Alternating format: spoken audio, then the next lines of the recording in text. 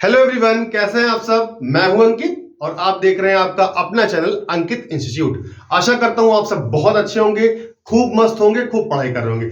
और जितने लोग पढ़ाई नहीं कर रहे हैं, अभी भी सो रहे हैं, वो पढ़ाई करना स्टार्ट कर दें, लग जाए धुआंधार तरीके से। ठीक है, मैं तो यहां प्रिपरेशन करा रहा हूं, एक दो दिन का गैप हो जाता है, कोई दिक्कत नहीं, बट कंटिन्यूअस क्लासेस चल रही हैं, इसके लिए आप परेशान ना हो। ईश्वर ने चाहा तो नेक्स्ट जो आपका 2024 आने वाला है, एक दो दिन के अंदर आप देखेंगे कि हो सकता है आपको daily to daily live classes भी प्रोवाइड यहां से कराई जाएगी। थोड़ा रिसोर्सेज की कमी की वजह से दिक्कत हो रही है, मेरे पास रिसोर्सेज नहीं है, इसी रिसोर्सेज की वजह से नहीं। अगर मेरे पास रिसोर्सेज होते तो मैं आपको गारंटी कह रहा हूं, मैं डेली लाइव क्लास देता। बस थोड़ा सा रिसोर्सेज की वजह से जो है लाइव क्लासेस नहीं हो पा रही। ये सच्चाई, दिल से मैं ये बात बोल रहा हूं आप, ठीक है, क्योंकि आप खुद देख रहे हो कि मैंने कैसे आपको दिखाया है। मैंने एक वीडियो भी बनाई थी कि क्लास बंद क्यों हुई, मैंने पूरा आपको सेटअप भी दिखाया था अपना, ठीक है, कैसे सेटअप है। तो उसी सेटअप में मैं पढ़ाता हूं, रिसोर्सेज की ही वजह से मैं आपको लाइव क्लास नहीं दे पा रहा हूं। लेकिन हाँ,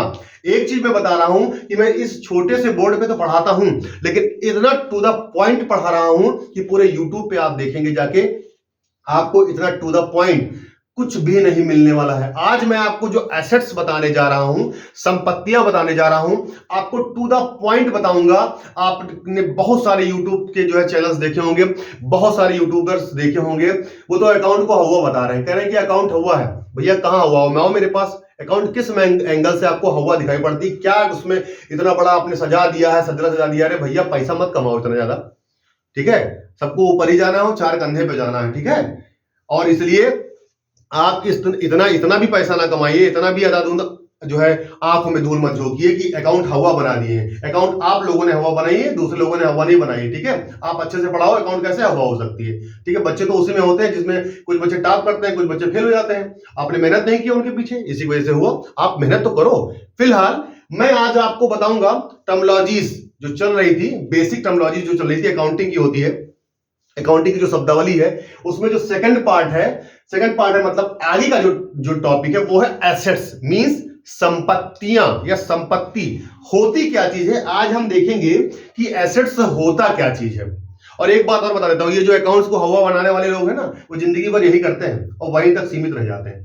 तो अकाउंट्स को भाई हवा ना बनाओ, और किसी को ये मत कहो कि अकाउंट्स हवा है, ठीक है। आप उसको मोटिवेट करो, डिमोरलाइज करने की जरूरत आपको नहीं है। आप पढ़ाओ, ना पढ़ा पाओ छोड़ दो, सीधी सी बात है। आप ये मत कहो कि अकाउंट हुआ है, बहुत टफ है, पैसा कमाने के उद्देश्य से किसी को भी आप कुछ भी जो है उसके दिमाग में कूड़ा भर दो, ठीक है। बहुत टफ नहीं है, मैं आपको गारंटी दे रहा हूं, मैं पढ़ा रहा हूं, आप देखना अकाउंट्स कितना आसान है। आप बस 11 आपको मैं बता दूं, कोई भी कॉम्पिटिटिव एग्जामिनेशन 11 12 को पढ़ डालो, आपका 60-70% कोर्स खत्म। सीधी सी बात है, मैं गारंटी कर रहा हूं। आज मैं देखूंगा एसेट्स होती क्या चीज है, संपत्तियां होती क्या चीज है। बहुत लोग डेफिनेशन लिखा देंगे, एसेट्स ये बस उसी में ये हो जाता है, ठीक है। एसेट्स देखते हैं क्या होता है। देखिएगा, एसेट्स अगर है कोई चीज तो उसके लिए 3 कंडीशन होगी। There are 3 conditions. अगर कोई एसेट्स है तो उसकी 3 कंडीशन होगी। जैसे हर चीज की कंडीशन होती है, अगर घर बनता है तो उसकी भी मेजरमेंट की जाती है, उसकी भी कुछ कंडीशंस रखी जाती है कि मिट्टी डलवाना है, ये करना है, वो करना है, इतने ऊंचाई पे रखना है, ये। तो उसी तरीके से संपत्तियों की 3 कंडीशन है। चलिए आइए हम बात करते हैं। यहां देखिएगा, कह रहा है कि रिसोर्सेस मस्ट बी वैल्यूएबल। ये चीज ध्यान रखिएगा, कोई भी रिसोर्सेस है, कोई भी संपत्ति है, वो चीज वैल्यूएबल होनी चाहिए। वैल्यूएबल मतलब वैल्यू होनी चाहिए उसकी।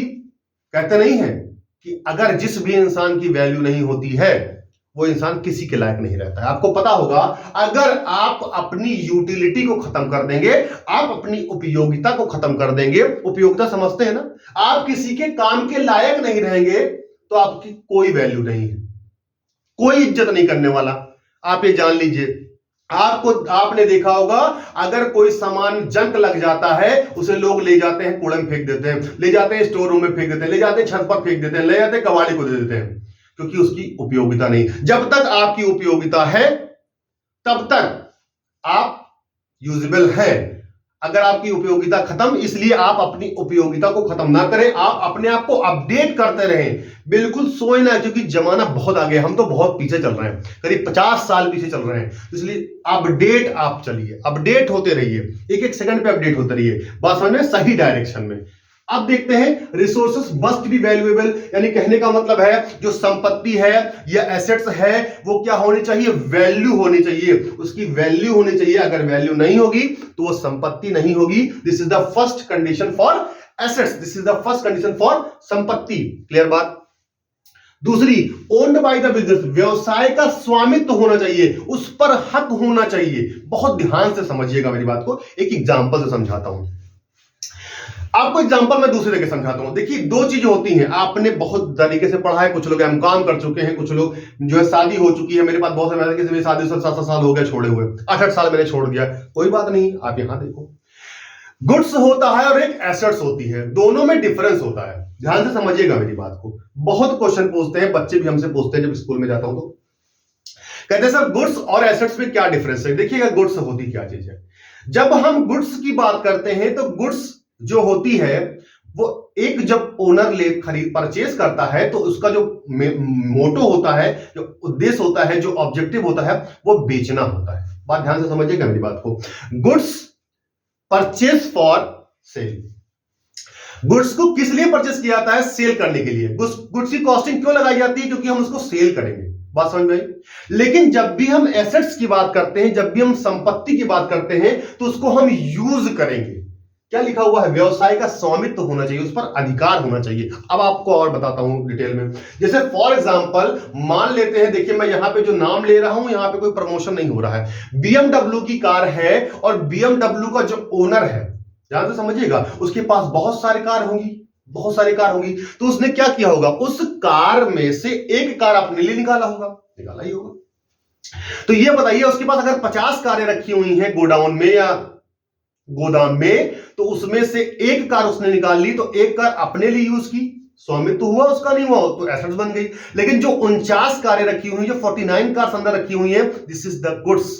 वो क्या है, वो गुड्स है, संपत्ति नहीं है। उसको वो बेचेगा, वो बेचने के लिए उसने रखा है। समझ में आई बात। तो जो चीजें बेचने के लिए रखते हैं वो हमारी संपत्ति नहीं होती है, इस बात को आप ध्यान रखेंगे। जो चीजें संपत्ति बेचने के लिए होती हैं वो हमारी एसेट्स नहीं हो सकती हैं, क्योंकि हम एसेट्स को यूज करते हैं, यूजेबल फॉर्म में यूज करते हैं। समझ में, उसका हमारा स्वामित्व होता है। ये सेकंड कंडीशन है। तो गुड्स क्या होती है, मैंने आपको बता दिया। गुड्स जो होती है उसको हम बेचने के लिए खरीदते हैं या कॉस्ट करते हैं उस पर, ठीक है, या खरीदते हैं। लेकिन संपत्ति को हम यूज करने के लिए करते हैं। ये गुड्स और एसेट्स में डिफरेंस होता है। बात समझ में आ गई। मेजर्ड इन मनी, ध्यान रखिएगा, मनी में मेजर्ड होना चाहिए, किसमें, पैसे में होना चाहिए। आपको पता है, मैं आपको अगले बार में बताऊंगा मनी मेजरमेंट कॉन्सेप्ट, क्योंकि कॉन्सेप्ट ही कहता है कि जो चीजें पैसे में नहीं होंगी वो उसकी अकाउंटिंग हम करेंगे ही नहीं। तो भाई जाहिर सी बात है, ये तो होगा ही होगा। तो 3 कंडीशन। पहली कंडीशन क्या होगी, वैल्यूएबल होनी चाहिए, बहुत ध्यान से समझिएगा। पहली बात वैल्यूएबल होगी, दूसरी ओन्ड होगी, किसके थ्रू, बिजनेस के थ्रू या बिजनेसमैन के थ्रू, और मेजर्ड होगी किसमें, मनी में। तो वो क्या कहलाएगी, वो होगी एसेट्स। बात समझ में आ गई होगी। चलिए आगे देखते हैं।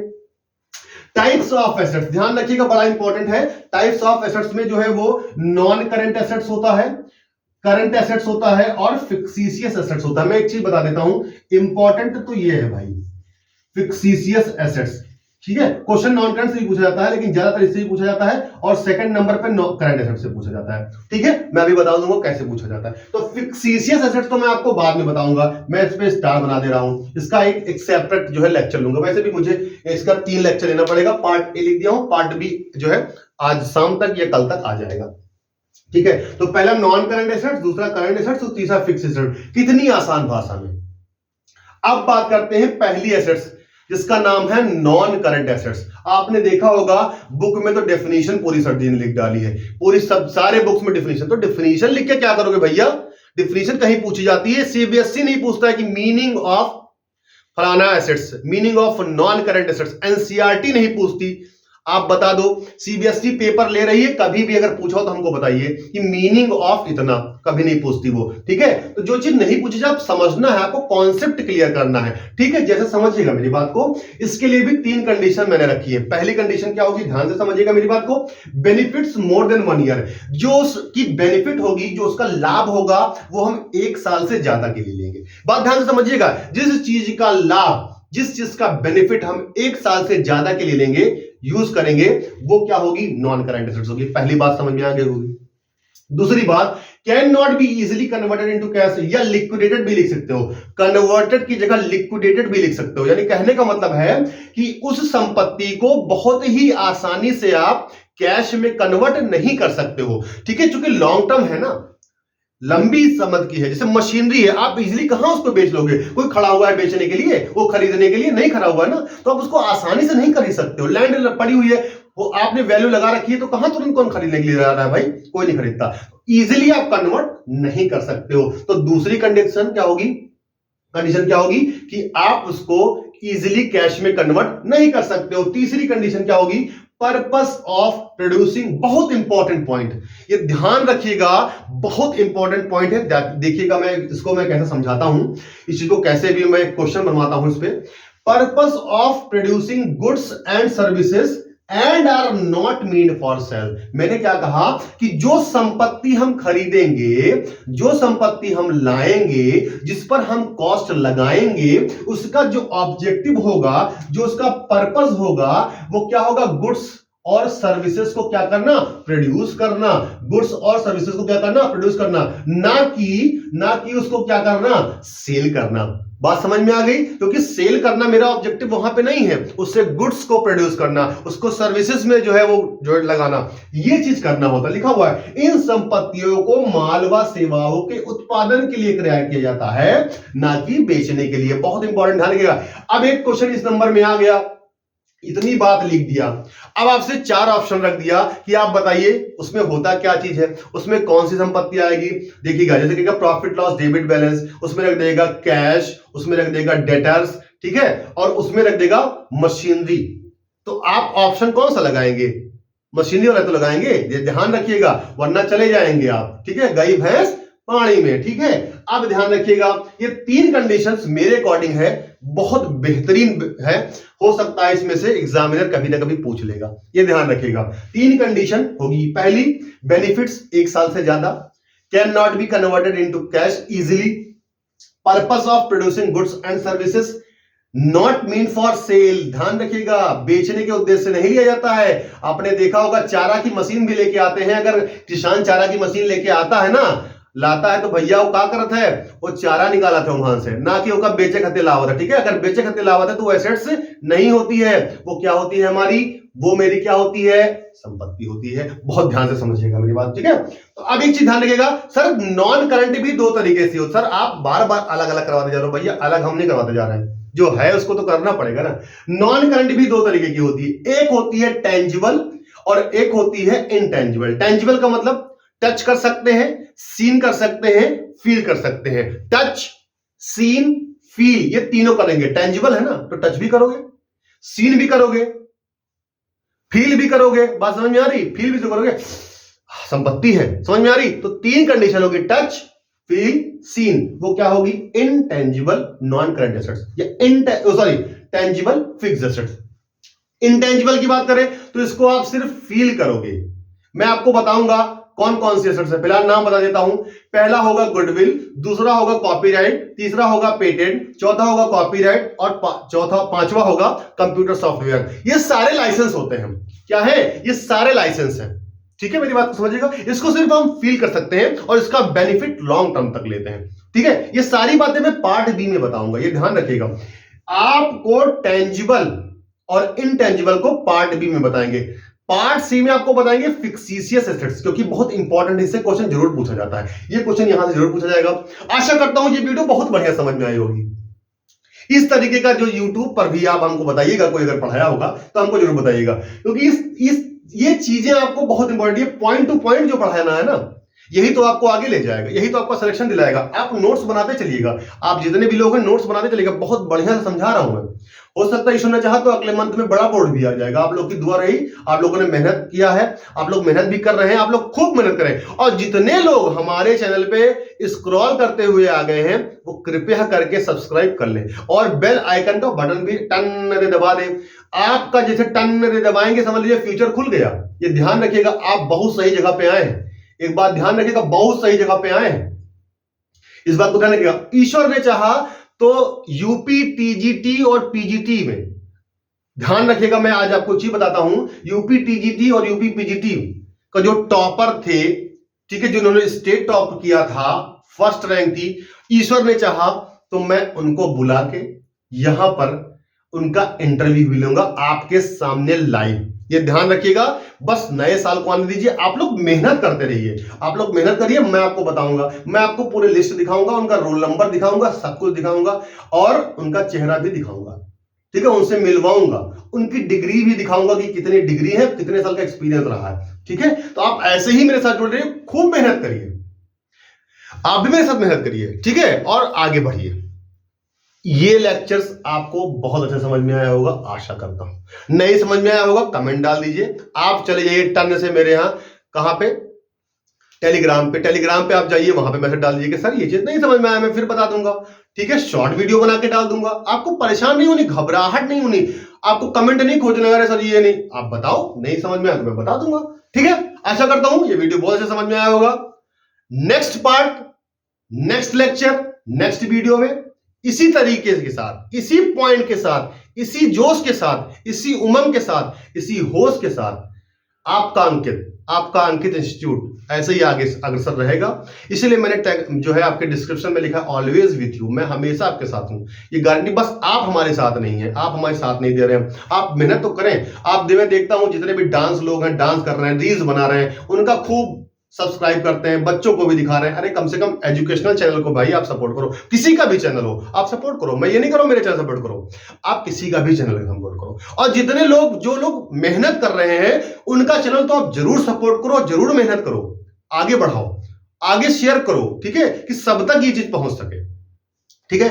आपके ही बीच का हूं यार, मेहनत तो करो, ठीक है। आशा करता हूं आपको ये वीडियो बहुत अच्छे समझ में आए होगी।